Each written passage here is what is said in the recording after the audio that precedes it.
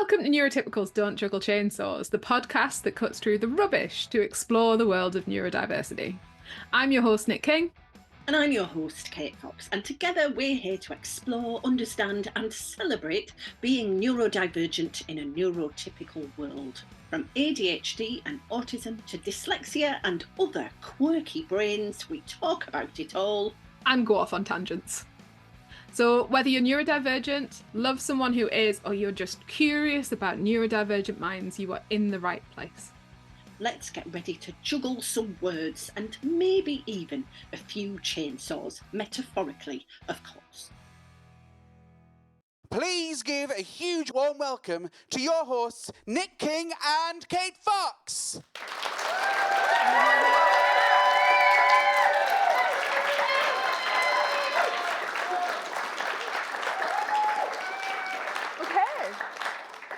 So Kate, school? Did you go to school? Was that a thing? It was a thing. I went to school, yes. I also went to school. For a bit anyway. Okay. Where did you go to school? Oh, okay. We've gone in very cold. Are we telling people that the topic is school? I suppose they've picked that up by now. Okay. So I went to school, I went to a nursery school in Riddlesden, Keighley. Like a nursery school in the days of where we still had warm milk in warm bottles before Margaret Thatcher snatched it away. But also, it was awful. There was nothing worse than warm milk. Oh my God, in a bottle. So hooray, thank God she got rid of it. That's a bit of ambivalence there. And then I went to another school in Keighley, which is near Bradford in West Yorkshire. And then I went to school, changed schools, school transition, aged 8, big thing. And then I went to 2 more schools. I don't know, I feel this is just a list of schools. I went to 2 more schools, and then I went to university. Go on, what about you? I went to the local village school, and do you know what I brought?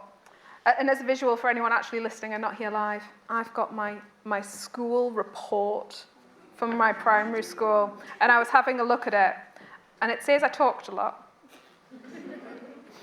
Not surprising. And a lot of put in considerable effort, but rushes work at times, but makes good points.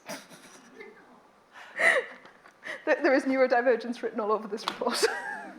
Although, is there? Because it's interesting. So at that point, remind us what age you were diagnosed. Oh, ages, like 30 odd. Yeah, so at this point, you're at school, you're younger than me, so it's the 90s? It's the late 80s, early 90s for primary. Okay, yeah. And there's this sense of you're making effort. Trying hard, not doing as well as I should be. When you say neurodivergence is all over that, where else do you see that?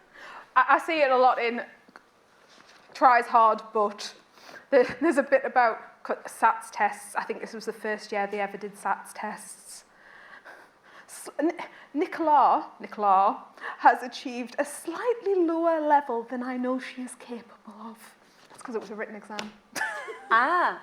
So tell us more, because you're dyslexic. I am dyslexic, and I definitely wasn't dyslexic in the 80s. I even wasn't quite dyslexic in the 90s. I was dyslexic by the early 2000s, but yeah. So hence the effort, but this sense of the potential not being... Yeah, because always the mouth works a lot better than the righty-righties, and always has. And was there anything there, because you're also autistic ADHD, was there anything there that leaps out to you as autistic? Actually, no. There's sort of conversation, there's bits about me sort of being liked and being popular, and I definitely don't remember feeling that at all. In fact, I shared this memory with you, didn't I? It was year 2. What does that make you? About 6, 7. And we had to draw this a visual, A4 poster paint, that kind of thing, went up on the very bright wall of what you were going to be when you grew up. And I drew a zookeeper, but hold, there was a panda. And I remember looking at this wall of images of me and my peers, and I think 90% of the girls in my class had drawn something to do with hairdressing. And there was me as a zookeeper with my panda. And I remember looking at it thinking, oh, I'm not like them, am I? So actually, in a way, you're kind of saying a flag for neurodivergence was unusual ambition, actually, in that instance, or an unusual imagination, a specific imagination. around Pandas what you seem to wanted be a do. theme. Yeah. And now, with neurobears, pandas Pandas are definitely a theme. are a logo, yeah. So, for me, when I've had to kind of look back and see that, so I'm not dyslexic, and I think that makes a big difference, because I was fitting in really well to how they did things at school in the 80s. Yeah. So it was like, oh, no, very, very good at words, lots of words. Kate has all the words, and it was only in the sewing class and the home economics and art. And this is classic spiky profile, it feels like. It would be like, yay, top of the class, basically a genius. And then the sewing teacher would be like, she sews the worst things ever. These are awful, no effort at all. I will never forget her raggy, dirty, woolly dishcloth. What even was that? Sorry, I'm exaggerating for the benefit of the audience, but it was something like that. Like, it was honestly from yay to oh. So I think the spiky profile was a clue. There was nothing also in how I socialised. It would just have been, oh yeah, she gets on with the class. I also do not remember that as my lived reality. It was very much a sense of I always had a small, close-knit group of friends who I connected with, and then otherwise was seen as basically weird in various ways, too clever, too outspoken, Too much. too much. Too much. Yeah. First one to put my hand up, always. ADHD, I think was there in the also rushes, makes careless mistakes, doesn't look at her work properly type thing. But again, we were classic going under the radar at school. I have a very clear memory of being really regularly asked to repeat back what teachers said. And that was normally because I was doodling, fiddling, or just generally not doing that performative attention thing that you now have to do. And they were always like, what did I just say? And I would just repeat it back verbatim because I was listening. But all the time, like all the time. Yeah. Because that's still a thing. School now, you have to performatively listen, you know. Well, even more scarily, don't you? When I've been in academy schools, which I have found absolutely terrifying to go into as a poet, and there's the acronym of, is it SLANT? Something about shoulders. You have to have your shoulders a certain way and your legs crossed, is it? And your arms folded and some other thing, like your eyes forward, and it's essentially like a military academy, isn't it? And that's normal. I've had to do a poetry gig in that circumstance, but so you'd have had no chance. No chance. And our local academy is the comprehensive school I went to in a very different way. It's on the same side, and now there's punishments for looking out of windows, and no, I couldn't have. But I also didn't go full time myself, which is interesting. I used to go 2 hours in the morning, come home at first break, have middle lesson off, and stay at home and then go back for the last 2 for year 9, 10 and 11. See, that sounds very neurodivergent friendly. How did that come about? I don't know. It was agreed. It was agreed with the school. And I think school definitely saw something different. They definitely grouped me in with a bunch of probably quirky children who they had dealt with before, so that was fine. And I spent a lot of time off, and having that break in the middle of the day stopped my absences. So it stopped the prolonged absences, so it was considered a good thing. However, now, no chance. No. They're not even allowed off-site, I don't think, during the day. No, absolutely. And it's funny, because I had a sort of unexpected positive intervention when I was at secondary school in Cumbria, from being 11 till 13 at that point, because we moved again then. But there was a swimming pool. There was an outdoor swimming pool in the school. And so every lunchtime, I got to go and swim. And I think, so because I was very performatively obedient, so I don't know what the consequence would have been if I hadn't done that, but I was just a lot happier. And I hated school dinners though. School dinners, ooh, no, a sensory nightmare of spam fritters. Spam fritters for anyone are a terrible thing. And luncheon meat, but for an autistic girl, no. I didn't stay. No, didn't you? I didn't stay. B, I never ate a school dinner of my life. I was firmly in the pink lunchbox club. No. Oh, I envied the people with the lunch boxes. For about 2 years, for my dinner, I would swim for half an hour and then have 2 slices of chocolate cake for my lunch. And that was quite a good life, really. Yeah. Was this pool also freezing cold? It must have been, and I presume that's partly, in a weird way, why I'm all right with wild swimming now, because we just sort of got used to it, yeah? Yeah. Yeah, it was the 80s, again, you know, what can we say? It's happened. So we've got about, 10 more minutes of chat about, I was going to say our school days, but I'm aware that, so I've not had to replicate my school days with any humans, because I chose not to produce any from my womb. But you have done. I did that, yeah. You did that twice.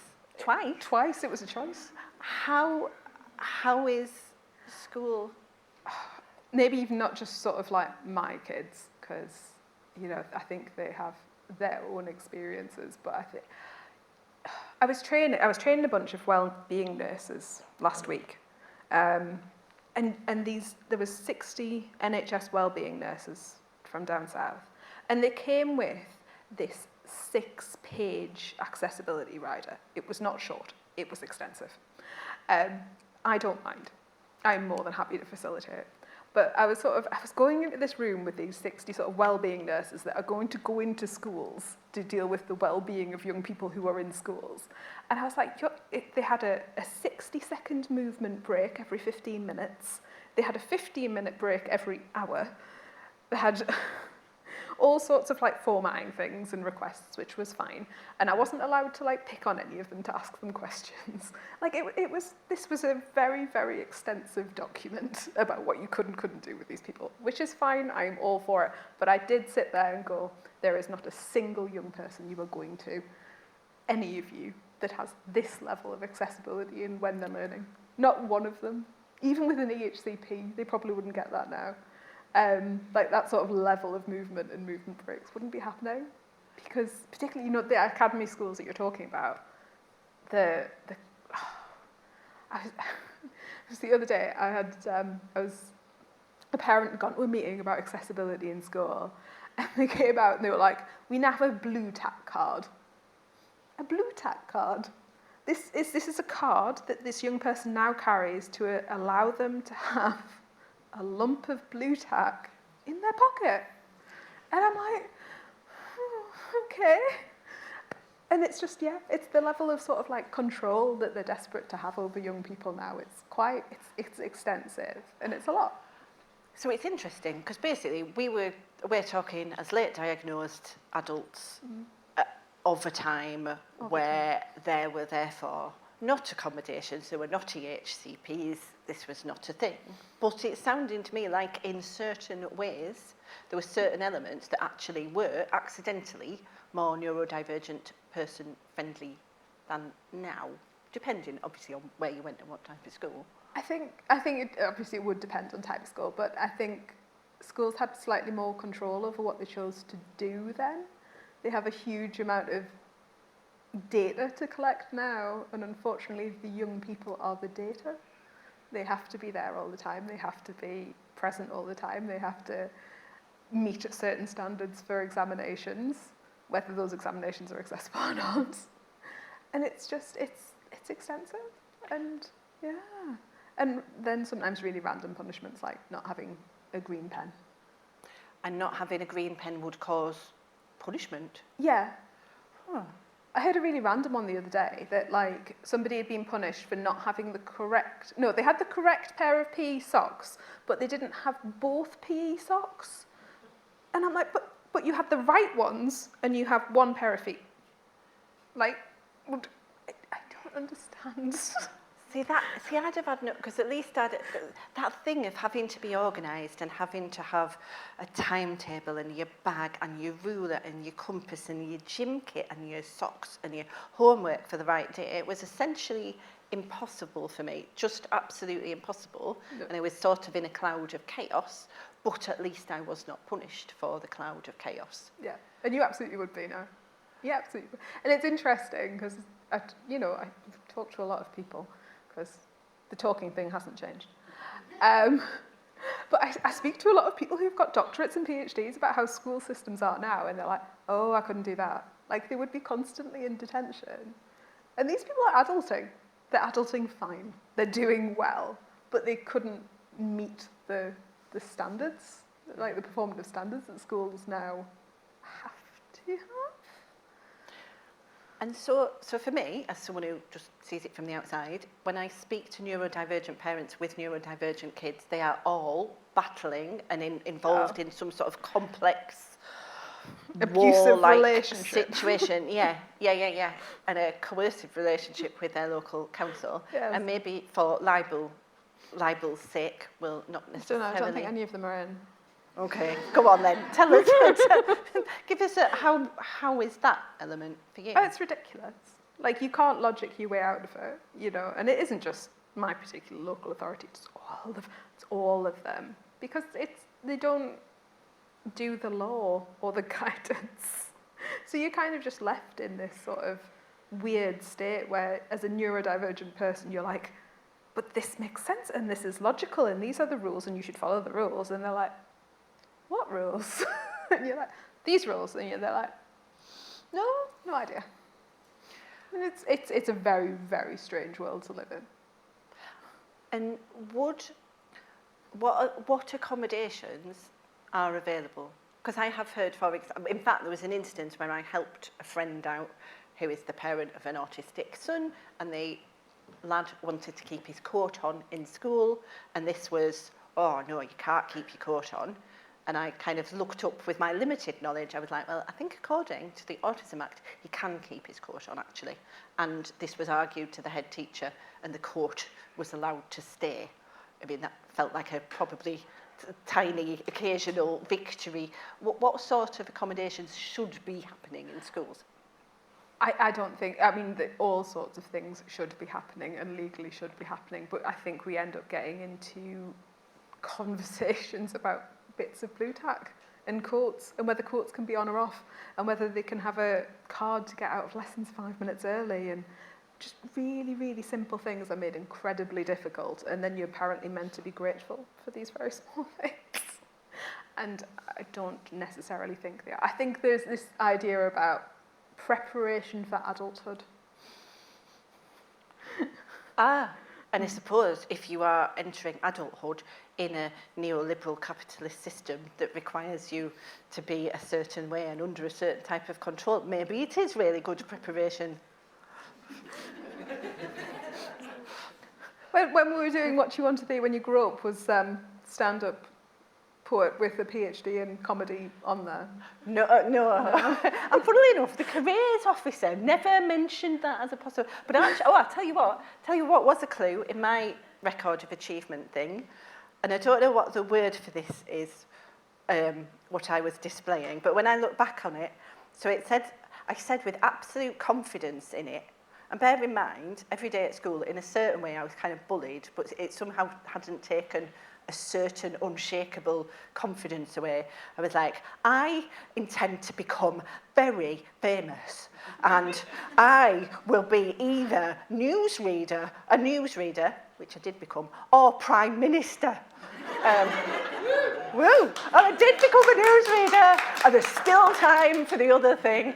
And it's quite interesting because there was a form of, it wasn't just masking, it was like a useful, defensive, I'll do the thing I'm good at, the kind of some level of, well, basically I'm good at reading things out off bits of paper. That's why I became a good newsreader. And, elements of communicating. But I didn't have the bit in me that went, You can't put that down. Everyone will take the mickey out of you. Also, that's ridiculous. Also, how arrogant that is. It didn't have that. There was a lack of filter. There was a kind of like, and your thing, you among everyone going, I'll do hair things. I'm going to be a zookeeper. Of pandas. Of pandas. Worked out. And now you're a self-employed in a metaphorical owner of pandas. Yeah. Yeah. And I was a newsreader and that. I'm not really famous, but in my own front garden, I am. So that's good. We've chatted for 20 minutes, which means two things. First of all, Zed is going to come with the roving mic, but to give you a little bit of time to think if you would like your question to be, and honestly, don't worry, we can like edit it out if in the middle of your question you lose the will to live or something, forget where you began. It's honestly okay, but we'd love to have a question, some element of school stuff that you'd like to ask us about. But Zed's going to start it off, aren't you, by telling us a bit about your experience of school. No, we're going to do Zed's education, because Zed doesn't go to school. Oh, indeed, yeah. Go on. So I've been home educated since 2020 because I found out that school was actually a really bad idea, basically. And I now do home education. And one of the things I'm doing at the minute is my English GCSE, which I feel is like mostly autism hate crime. What does the right to make you feel? Nothing, I'm alexithemic. What does the right to make you see in your head? Nothing, I can't visualise. How does the right to structure this extract interest you as a reader? It doesn't.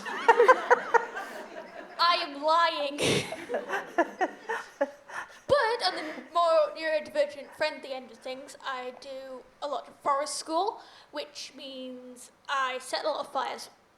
And also do art. And also sit in hammocks. It's very cold right now. Put 5 layers on and it still isn't warm enough. I also, being home ed gives you the opportunity to be very interest-led, and also you could do it.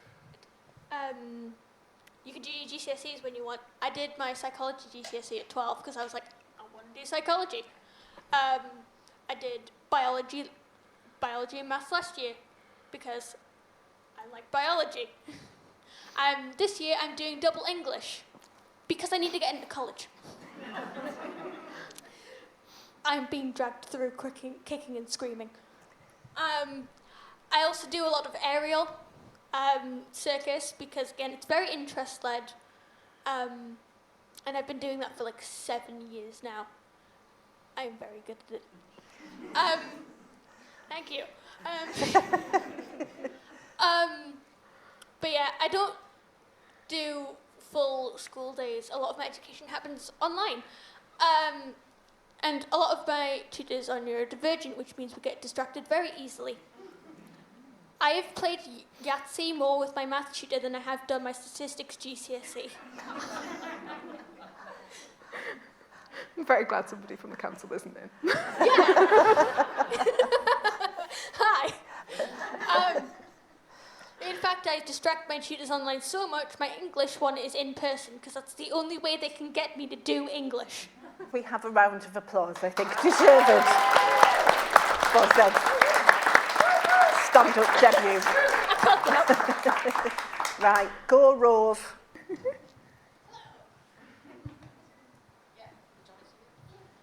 I'm a student counsellor and I'm starting my first placement tomorrow in a school. What kind of experiences would make it different for you as a student to get help from a counsellor? That they might not be brave enough to tell you what they need straight off, particularly if you probably have very limited sessions with them. I often recommend that people make a one-page profile about themselves as a professional. So mine would be something like, I'm Nick, I am definitely desperately into musical theatre, but it's definitely not my special interest, even though I know loads about it. No. And that I like pandas, and that I have cats, and that I have 2 children, and I am very obviously openly neurodivergent as a professional, so I talk about that as well. And I I like them from professionals for my children. I like to do them myself. So I would do that. And I'd also check what space you're getting in the school, because the chances of you ending up in some sort of broom cupboard is really quite high. Yeah, bring fidgets. Bring And ear things. defenders. And ear defenders and crafty things. Let them encourage them to bring in their own fidgets as well. And if alexithymia wasn't in your training, would read up on alexithymia, really. Hi, that's me. I mean, At me. I kind of describe alexithymia as like other people having a window to their emotions so they can see them. I have a brick wall. I can't see them. I have to climb over the brick wall to see them and then have to climb back over. flipping good analogy. See, I wish I had. Yes. This is why we shouldn't bring Zed, you know. It's because they're better than we. But if I'd had that awareness, actually, at 15, that if I even had a metaphor to describe how I often wasn't connected to my own feelings and the feelings inside my body, my interoception, I think a lot of my life from that point on would have been a heck of a lot easier. I teach in a further education college, and all of the students who I deal with mostly, because it's the arts, are neurodivergent. Anyway, it's not so much a question. I just think you're touching on something that is so perceptive in terms of the way things are going to change for the future. I just think it's fantastic what you're doing, and I'm sat here thinking it would be great for you to come and do a staff development day, if I'm still in Shitsville, I like to call it. Pardon me French. They just do everything like systematically in boxes, not this whole holistic way, the way it should be done. You know, it's not synchronised, it's not unique. Thank you. Anyway, I just wanted to say how grateful I am listening to you tonight. Thank you so much. Thank you so much. Because I feel like you were actually taking us forward as well into the second half, because you were imagining how things could be different, how there could be a more holistic way to get you and more people out of an eternal Shitsville. And we are going to look at the future in the second half. I'm going to suggest that we take just one more question. Go on. It seems to me that people need to be listened to. And what we need in terms of teaching, in terms of counselling and understanding, is empathy. And it's time that we spent time listening to how people really are.